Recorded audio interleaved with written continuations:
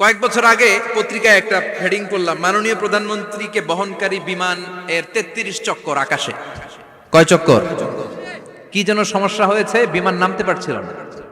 তখন ওনার সাথে আবার স্পেশাল সিকিউরিটি ফোর্স থাকে। ওনারা বলল, honourable prime minister, we can not land now because of some flying মেকানিজমে আমাদের সমস্যা হচ্ছে, আমরা ল্যান্ড করতে পারছি না, ঝামেলা হচ্ছে, নিচেও হয়তো কোনো ঝামেলা দেখা দিচ্ছে, আমরা এখন নামতে পারবো না, উই ক্যান নট ল্যান্ড নাও। আপনাকে একটু ধৈর্য ধরে বসে থাকতে হবে। তখন ওই ওনাকে বহনকারী বিমানটা আকাশে 33টা চক্কর মেরেছিল।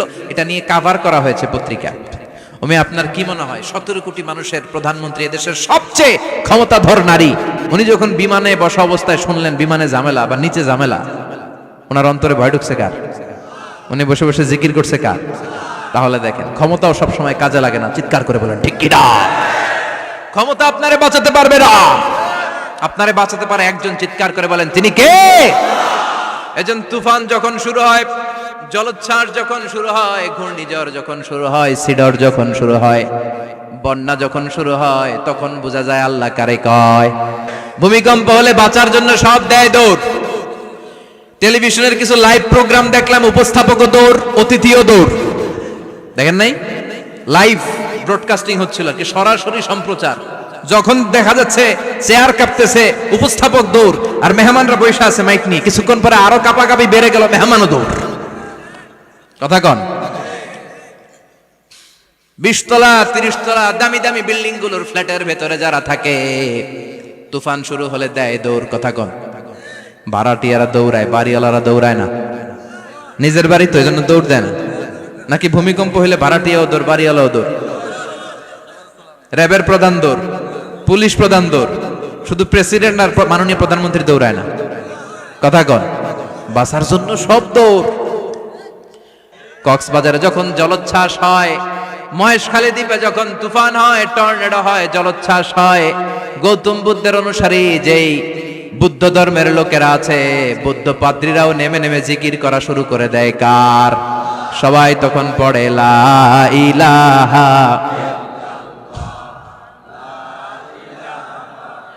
লা ইলাহা ইল্লাল্লাহু মুহাম্মাদুর রাসূলুল্লাহ সাল্লাল্লাহু আলাইহি ওয়াসাল্লাম। বিপদে পড়লে বোঝা যায় আল্লাহ কারে কয়। আমি একবার বিপদে পড়ছি, বরিশাল গিয়েছিলাম, বাসে ফিরে আসতেছি লঞ্চে, ওই লঞ্চে তুফান হয়েছিল। তখন বুঝলাম যে কি ভয়ঙ্কর অবস্থা। ওই লঞ্চের সবাই আস্তিক নাস্তিক, মুসলমান হিন্দু সবাই জিকির করা শুরু করে দিয়েছে আল্লাহর। সুবহানাল্লাহ কইবেন না? লঞ্চ যখন কেঁপে ওঠে, সবাই বলে বাঁচাও। আমি বললাম কে বাঁচাইবে ওকে? হুজুর আপনি বাঁচান। আমি বললাম তাইলে আমারে বাঁচাইবো কেডা? কয় আল্লাহ। আল্লাহ ছাড়া বাঁচাতে পারে কেউ? আমরা মাঝে মাঝে বাংলাদেশের বিভিন্ন জেলাগুলোতে যখন প্রোগ্রামে যাই, এত দূরত্ব থাকে, আমরা কারে ড্রাইভিং করে যে প্রোগ্রামে অংশগ্রহণ করা সম্ভব হয় না। ফলে আমরা মাঝে মাঝে সিভিল এভিয়েশনের যে আভ্যন্তরীণ বিমানবন্দরের বেসামরিক বিমান যেগুলো চলাচল করে, প্যাসেঞ্জার প্লেন, এগুলো ইউজ করি। ঢাকা থেকে এগুলো চলে, সৈয়দপুরে যায় কিছু, রাজশাহীতে, সিলেটে, চিটাগাংয়ে যায়, যশোর এয়ারপোর্টে যায় এবং কক্সবাজারে যায়। তো আমরা এগুলোতে যখন চড়ি, মাঝে মাঝে কিছু এয়ার হোস্টেজ আসে, এরা খুবই সুন্দরী, বিউটিফুল লেডি, এদেরকে সাজিয়ে ওইভাবে আনা হয়। এদের আবার কয়েকটা বাচ্চা টাচ্চা হয়ে গেলে এদেরকে চাকরিতে রিক্রুট করে না, কারণ এদের সৌন্দর্যটাই পুঁজি। এই সুন্দর ড্রেস নিয়ে এরা আমাদেরকে খাবার সার্ভ করে। আর বিমানটা যখন আকাশের দিকে উঠতে থাকে, তখন বলে ভদ্র মহিলা, ভদ্র মহোদয়গণ, আপনাদের সিট বেল্টই বেঁধে নিন, এখনই শাহজালাল আন্তর্জাতিক বিমানবন্দর থেকে 14,000 ফুট উপর দিয়ে এটা চিটাগাংয়ে পৌঁছবে। আল্লাহু আকবার, আল্লাহু আকবার, আল্লাহু আকবার, সুবহানাল্লাযী সাখখারা লানা হাযা ওয়া মা কুন্না লাহু মুকরিনিন ওয়া ইন্না ইলা রাব্বিনা লামুনকালিবুন। দেখতে সুন্দরী, লিপস্টিক মেরে, ডিজাইন করে, মেকআপ নিয়ে, সুটেড বুটেড হয়ে এসেছে, কিন্তু যখনই বিমানটা 14,000 ফিট উপরে ওঠে, তখন তার মুখ দিয়ে বেরোয় আল্লাহু আকবার। কারণ সেও ভালো করে জানে এই 14,000 ফিট উপরে আমার আব্বা নাই, আমার আম্মা নাই, মাননীয় প্রধানমন্ত্রী নাই, পুলিশ নাই, র্যাব নাই, এই হাওয়ার উপরে বিমানটা চলে, ওখানে কেউ আমারে বাঁচাতে পারে না, একজন ছাড়া। চিল্লায় বলো তিনি কে? তখন তারাও বাধ্য হয়ে পড়ে আল্লাহু আকবার।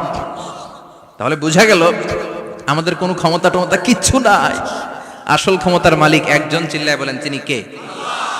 সে আল্লাহ বললেন তাবারাকাল্লাযী বিয়াদিহিল মুলকু ওয়া হুয়া আলা কুল্লি শাইইন কাদির। সুমহান সেই সত্তা যার হাতে ক্ষমতা, ক্ষমতা কার হাতে? সব ক্ষমতার মালিক আল্লাহ। তবে আমাদেরকেও আল্লাহ কিছু ক্ষমতা দিয়েছে, এটা লিমিটেড। এটা কি? যেমন এই যে মাননীয় প্রধানমন্ত্রী ওনার দল নিয়ে বাংলাদেশ আওয়ামী লীগ নিয়ে যে ক্ষমতায় আসলেন, কয় বছরের মেয়াদে? কোন কোন দেশে ক্ষমতায় আসে 10 বছরের মেয়াদে, আছে না নাই? আল্লাহ আসছে কয় বছরের মেয়াদে? 30 বছর, 40 বছর। আল্লাহর ক্ষমতার মেয়াদ 100 বছর। এরপরে রিনিউ করা লাগবে। এটা কথা বলেন। আল্লাহ বলেন হুয়াল আউয়ালু ওয়াল আখিরু ওয়াল যাহিরু ওয়াল বাতিন ওয়া হুয়া বিকুল্লি শাইইন আলিম। আমি প্রথম, আমি শেষ, আমি প্রকাশ্য, আমি গোপন। ঠিক কিনা? প্রথমে আল্লাহ আল্লাহ, শেষেও আল্লাহ আল্লাহ, আকাশে আল্লাহ আল্লাহ, জমিনে আল্লাহ আল্লাহ। সবাই পড়েন, প্রথমে আল্লাহ আল্লাহ, শেষেও আল্লাহ আল্লাহ, আকাশে আল্লাহ আল্লাহ, জমিনে আল্লাহ আল্লাহ।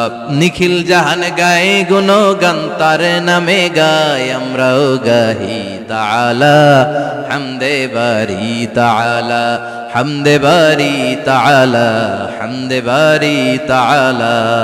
সুবহানাল্লাহ পড়েন।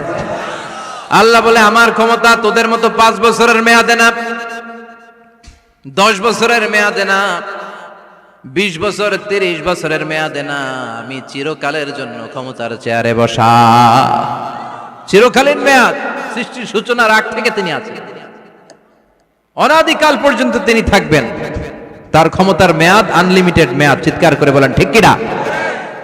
আবার পৃথিবীর অনেক দেশে দেখবেন ডেমোক্রেটিক সিস্টেমে, আমাদের দেশেও তো গণতান্ত্রিক সিস্টেমে ভোটাভুটির মধ্য দিয়ে ক্ষমতায় আসে না। যাদেরকে ভোট দেওয়া হয় বেশি তারা ক্ষমতায় চলে যায়। আল্লাহ তো ভোটে আসছে ক্ষমতায়, কথা কন তো কেমনে আসছে? কারচুপি করে। কথা বলেন। আল্লাহ ভোটে আসা লাগে নাই, কেউ তাকে ভোট দেয়া লাগে না। আবার অনেক দেশে আছে মোনার্কি সিস্টেম, রাজতন্ত্র, রাজার পোলা রাজা। আল্লাহর বাপ ছিল রাজা, এই জন্য আল্লাহ রাজা। কথা বলেন না, আল্লাহ রাজতন্ত্রের সিস্টেমেও আসে নাই। আবার অনেক দেশে আছে ডিক্টেটরশিপ, একবার ক্ষমতা পাইলে মাগারছে আর ছাড়ে না। আছে না নাই? 20 বছর 30 বছর চলতেই থাকে, আছে না নাই? আল্লাহ কি এই সিস্টেমে আসছে? আল্লাহর ক্ষমতার সাথে পৃথিবীর কারো ক্ষমতার কোনো মিল নাই। চিৎকার করে বলেন ঠিক কি না? আবার অনেক দেশে কোয়ালিশন করে ক্ষমতায় যেতে হয়, জোট করে। জোটের রাজনীতি দেশে আছে না নাই? 4 দলীয় জোট, 10 দলীয় জোট, 14 দলীয়, 18 দলীয়, 20 দলীয়, মহাদলীয়, মহাজোট, সামনে হবে মহাজোট। কথা ঠিক কিনা বলেন? তো আল্লাহ কিরকম জোট করে আসা লাগছে? কথা বলেন। তার মানে আল্লাহর ক্ষমতা আমাদের ক্ষমতা এক নয়। আবার পৃথিবীর অনেক দেশে গণ অভ্যুত্থানের মাধ্যমে অনেককে ক্ষমতা থেকে নামানো হয়, ঠিক কিনা? গণ অভ্যুত্থান হয় না, সেনাবাহিনীরা কু করে না, মিলিটারি কু করে ক্ষমতা থেকে নামায়। তো আমরাও যদি আল্লাহর বিরুদ্ধে একটা আন্দোলন করি, আল্লাহ তো নেমে যাবে, নামানো যাবে না? আচ্ছা আমরা পারলাম না, জিনেরা যদি আমাদের সাথে যোগ দেয়, মানুষ জিন ভাই ভাই, আল্লাহর রক্ষা নাই। কথা বলেন, তাও পারা যাবে না। ফেরেশতারাও যদি কয় আমরাও মানি না, তাইলে তো শেষ আল্লাহর গদি। আল্লাহ বলে গোটা বিশ্বের সবাই মিলে যদি আমার বিরুদ্ধে আন্দোলনে নেমে যাস, আমার ক্ষমতার বিরুদ্ধে যদি মিছিল দেয়া শুরু করে দিস, আমার ক্ষমতার 1 ইঞ্চিও কমাতে পারবি না। সুবহানাল্লাহ পড়েন।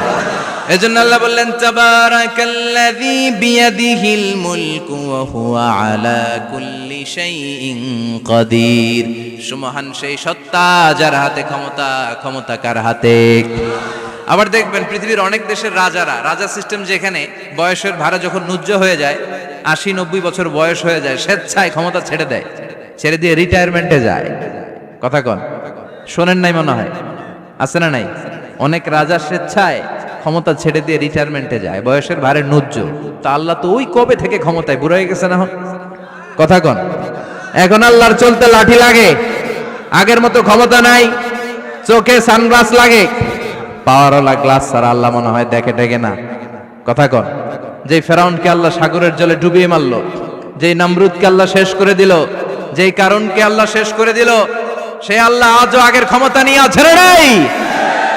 এজন্য বিয়াদিহিল মুলক, তার হাতে ক্ষমতা। ওহু আলা কুল্লি শাইইন কাদির, তিনি চাইলে সব করতে পারেন। তিনি রাজারে প্রজা বানাতে পারেন, প্রজারে রাজা বানাতে পারেন, ধনীরে গরিব বানাতে পারেন, গরিবরে ধনী বানাতে পারেন। তিনি সাগরকে মরুভূমি করতে পারেন, মরুভূমিকে দরিয়া করে দিতে পারেন। তিনি কে? ওয়া হুয়া আলা কুল্লি শাইইন কাদির, তিনি যেটা চান সেটাই করতে পারেন। চিল্লায় বলেন ঠিক কি না? এরপর আল্লাহ বললেন আল্লাযী খালাকাল মাউতা ওয়াল হায়াতা লিয়াবলুয়াকুম আইয়ুকুম আহসানু আমালা।